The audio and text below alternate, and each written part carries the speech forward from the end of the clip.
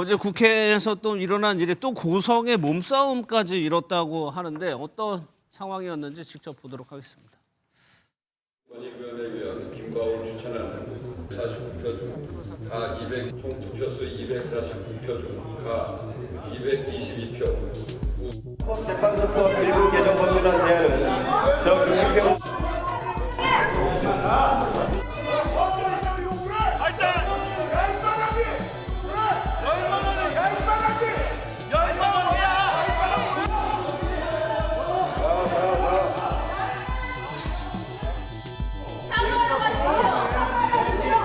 박선원 의원이 동료 의원에게 비속어를 사용한 것은 적절치 못했다. 앞으로 주의하셔라 이렇게 말씀드리고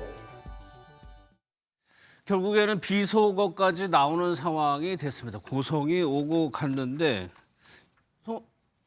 유기찬 분이 어떤 상황이에요? 그러니까 박미통이 상임위원 그렇죠. 표결 관련이었죠. 저희가 박미통위가 이제 그 7명으로 이루어지거든요. 네. 구인 체제인데 그 중에 비상임위원이 있고 상임위원이 있습니다. 근데 야당 몫이 상임위원이 1명, 비상임위 2명인데 상임위원의 경우에는 이제 국회에서 의결을 통해서 선출하게 돼 있어요. 예. 근데 그 의결 이전에 이제 사실 정당 간에 원내 지도부에서 서로 간에 양해를 구하고 이 정도 되겠냐 해서 양해가 되죠. 그걸 저희가 합의라고 표현한다 그러면 실제 합의가 됐는데 막상 저거를 올려놓고 나서 부결시킨 거예요. 그래서 저 부분은 이제 처음이면 그럴 수 있는데 국가인권위원도 그런 결과가 나왔잖아요. 그래서 예.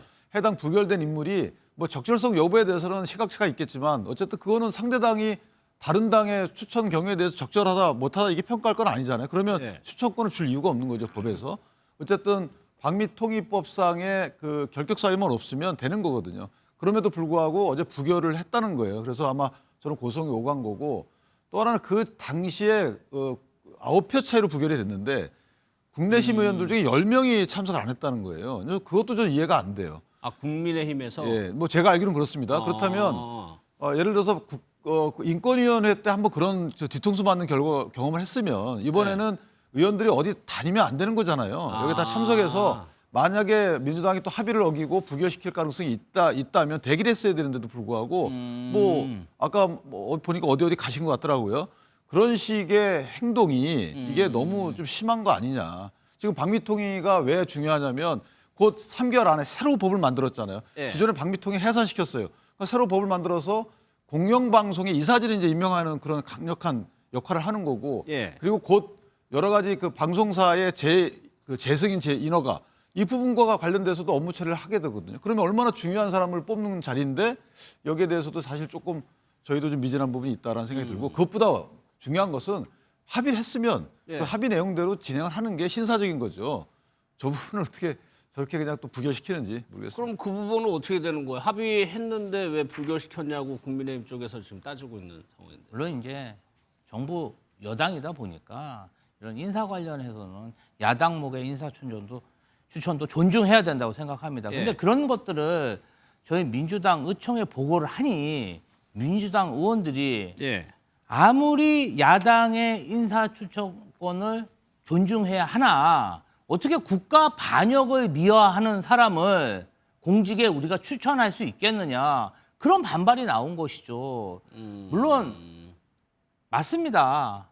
정말 추천한 목은 인정해야 되지만 예. 그것도 선이 있는 거 아니겠습니까? 왜 꼭 그런 사람들만 골라서 인권위원과 방미통 위원으로 추천을 예. 하시는지 이제 국민의힘에서 추천하는 전체 인사에 대해서 저희가 반대하는 게 아니라 그래도 예. 보편적인 선은 좀 지켜야 되는 게 아닌가. 제발 좀 그런 기준에 맞는 사람들을 예. 추천해 주셨으면 감사하겠습니다. 이런 과정에서 이제 실랑이를 벌인 의원이 이제 비속어를 사용한 의원은 박선원 민주당 의원인데 이제 연루 같이 이제 뒤엉킨 의원이 박충건 의원이에요. 근데 저번에 뭐 오비라 그럴까요? 김민석 총리하고도 설전을 벌였던 의원이 박충건 의원이었잖아요. 예, 그러니까 뭐 이제 국회의원들은 헌법기관으로서 존중받아야 되는 것이기 때문에 뭐 이런 말을 했다라고 하는 것을 저희가 좋게 볼 수는 없습니다만 예. 저는 박선원 의원의 마음은 좀 이해가 돼요. 왜냐하면 그때 이제 김민석 총리와 나누었던 대정부 질문 과정의 내용들을 들어보면 저는 좀 상식적이지 않은 얘기들을 계속 내뱉었거든요. 예. 뭐 예를 들면 쿠팡 사태를 두고 미국을 차별하고 중국 기업들에게 유리하게 한다.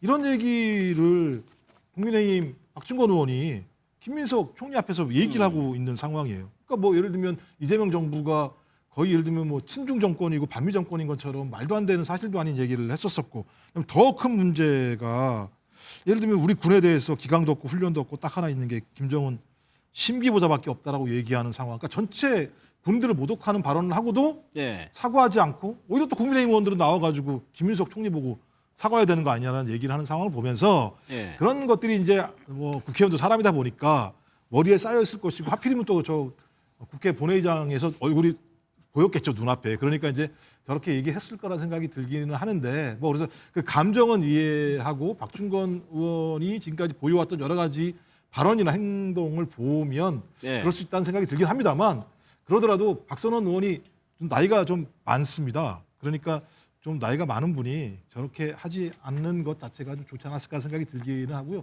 박준건 의원도 마찬가지입니다만 말을 좀 가려가면서 해야 된다는 생각이 들어요. 국회의원의 품격을 지켜야 된다는 그렇죠. 생각이 들긴 합니다. 예.